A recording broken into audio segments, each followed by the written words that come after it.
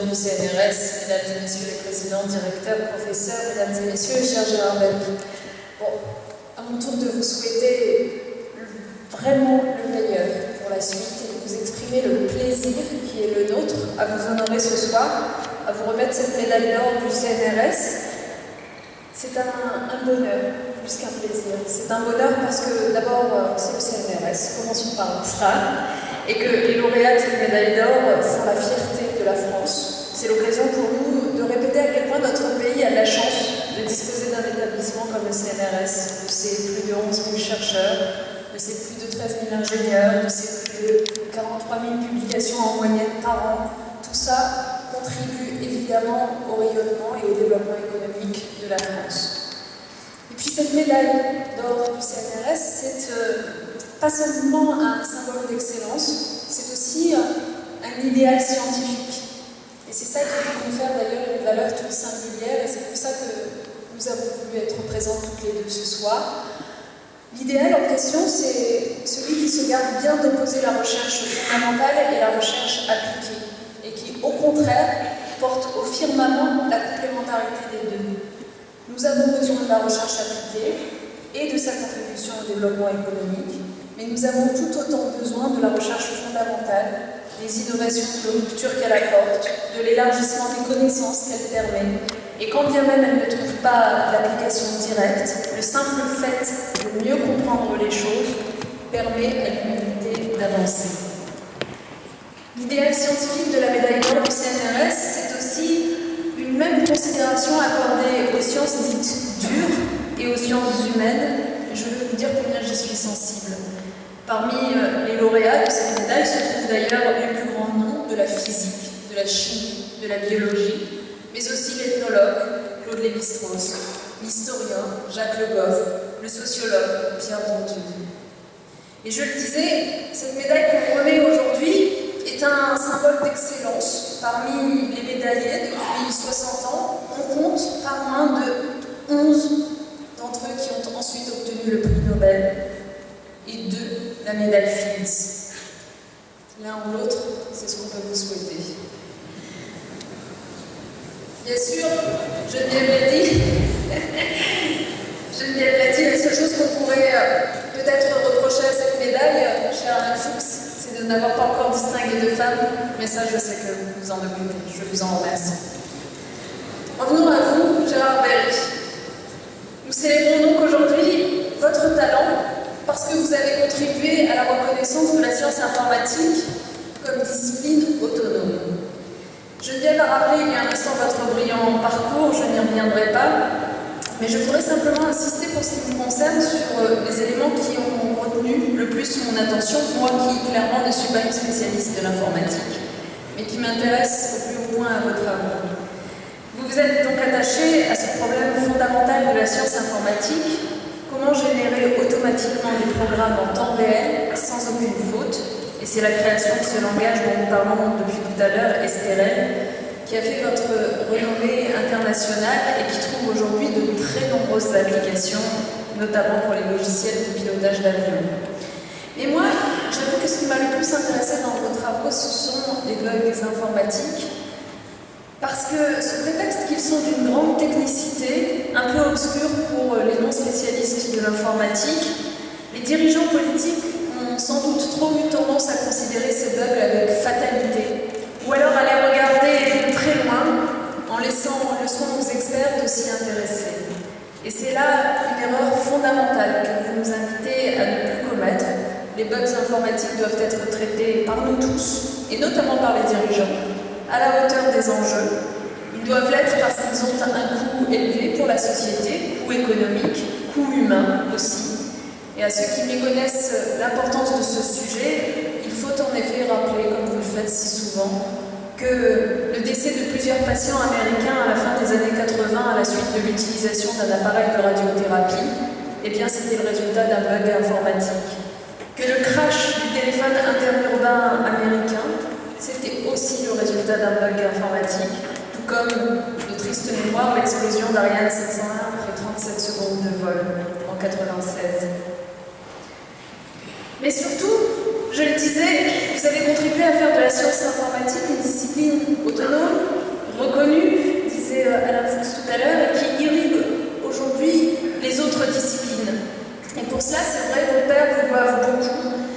Pour les générations d'informaticiens à venir, dans 10 ans comme dans 100 ans, je crois que vous resterez, Gérard Berry, à jamais le premier titulaire de la chaire du domaine informatique créée par le Collège de France.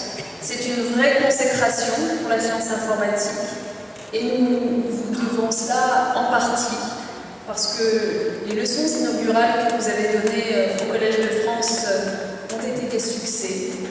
Est-ce qu'il faut rappeler d'ailleurs, peut-être le faut-il, que parmi ceux qui ont occupé les premiers une chaire au Collège de France se trouvent d'autres chercheurs qui, en leur temps, furent des pionniers dans leur discipline, l'égyptologue Champollion, par exemple, l'économiste Jean-Baptiste C. Bref, c'est aux côtés de personnages pour le moins illustres que votre nom est à présent gravé. Mais au-delà, et à travers cette médaille d'or, ça n'est pas simplement le chercheur et l'expert qui est récompensé, c'est aussi le grand visionnaire et le grand pédagogue que vous êtes. Deux qualités qui vont souvent de pair. Vous faites partie de ceux qui, comme Auguste Comte, considèrent qu'on ne connaît pas complètement une science tant qu'on n'en sait pas l'histoire. L'histoire de votre science, vous la connaissez parfaitement, et ce d'autant plus que vous avez contribué à l'écrire. Avec vous, l'informatique devient à la fois une science et un art. Vous me faites penser à ces peintres en quête de la couleur parfaite, à ces pianistes capables de chercher pendant des heures la bonne nuance. La science de l'informatique est devenue votre art. Vous le maîtrisez dans toutes ses dimensions. Vous voulez tout en savoir. Vous vous interrogez notamment sur le glissement progressif du mot informatique vers celui de numérique. Ce qui vous intéresse au plus haut point, au fond, et fait de vous ce visionnaire que j'évoquais, c'est la capacité à faire émerger ce schéma mental adapté aux évolutions de l'informatique que vous venez d'évoquer à nouveau. Et vous qui, je l'ai vu dans vos cours, empruntez parfois la devise d'Oscar Wilde, que j'aime beaucoup aussi, appuyez-vous sur les principes du vigneron par CD, eh bien vous avez en réalité eu à cœur de développer les grands principes, finalement relativement stables en informatique, ces grands principes qui permettent ensuite de comprendre l'ensemble des mécanismes et de ces évolutions. C'est ce que vous appelez le bon sens numérique.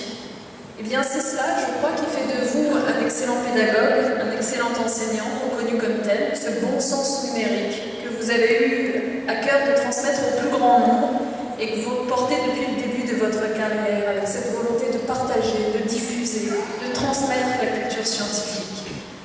Je suis totalement convaincue de cette nécessité et ce n'est pas un hasard s'il y a 15 jours encore nous lancions par exemple une stratégie mathématique pour redonner envie aux élèves, pour rénover l'image des mathématiques auprès des élèves. Et c'est dans cette optique de partage que vous avez donné votre première leçon inaugurale au Collège de France en 2008 pour permettre au grand public de comprendre comment le monde est devenu numérique. Aujourd'hui, comprendre l'informatique, réacteur du numérique, c'est en effet un enjeu démocratique.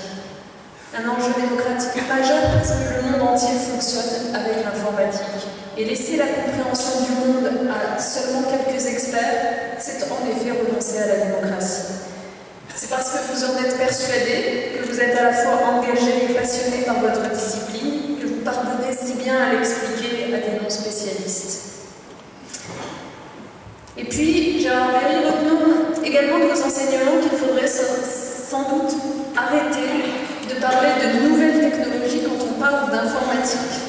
Ça, je l'ai compris, les nouvelles technologies, dites-vous souvent, ne sont plus nouvelles et les pucerons électroniques, comme vous les appelez, sont dans tous les objets.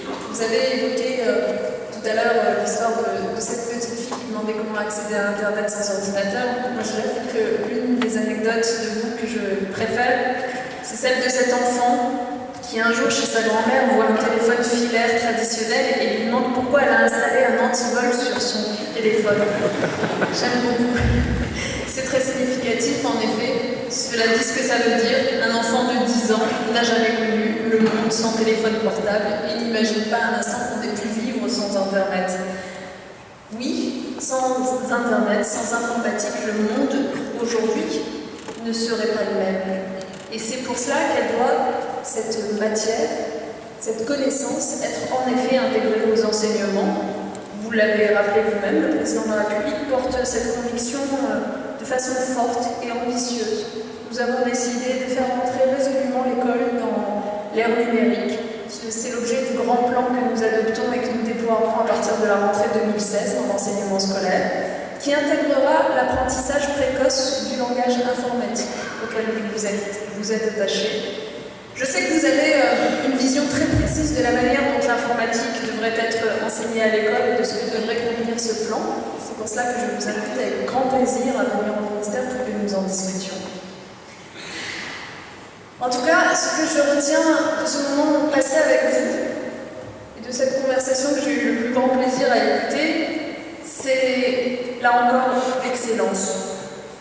C'est l'honneur qui est le nôtre, je crois, collectivement dans cette salle, d'être à vos côtés pour cette remise de médaille d'or du CNRS qui fera date, j'en ai la conviction, parce qu'en vous la remettant, nous savons qu'au fond, ça n'est pas qu'une reconnaissance que l'on vous fait, que vous allez le prendre comme une responsabilité supplémentaire de porter haut et fort les couleurs de votre discipline. Cela vous honore et c'est ce qui fait de vous un très grand chercheur. Merci beaucoup.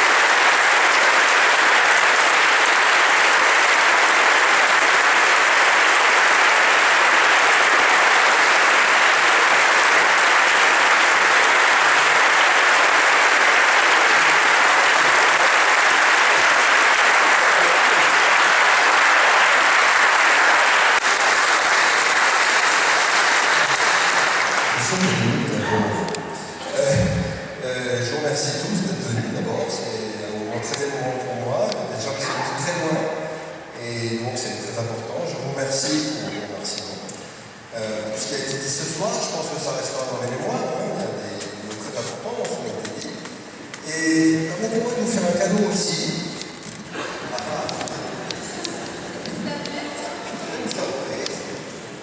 Voilà. Alors, ça c'est quelque chose qui est très important pour moi. C'est un poème. Ma mère était une pédagogue exceptionnelle, je pense, une enseignante de mathématiques.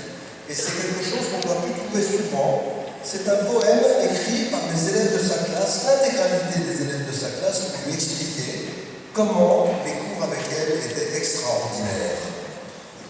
Ah oui, c'est absolument génial. Je vous en lis un extrait quand même, c'est dommage que vous en profitiez pas. Donc, de la part de la classe de 5e 3, le 20 mars 1974, pour Madame Léry, ce petit poème. Le deuxième trimestre est achevé, vite, il faut nous en aller, les vacances vont trop vite passer, le troisième trimestre va commencer. Laissons de côté les carrés, la lune et les nombres premiers, les preuves, la multiplication, l'addition et la soustraction. Les mathématiques avec vous deviennent faciles comme tout, les dernières difficultés vite vont s'envoler. Il est vrai que c'est un plaisir de se souvenir de vous, car vous êtes si gentils que nous vous offrirons des billes.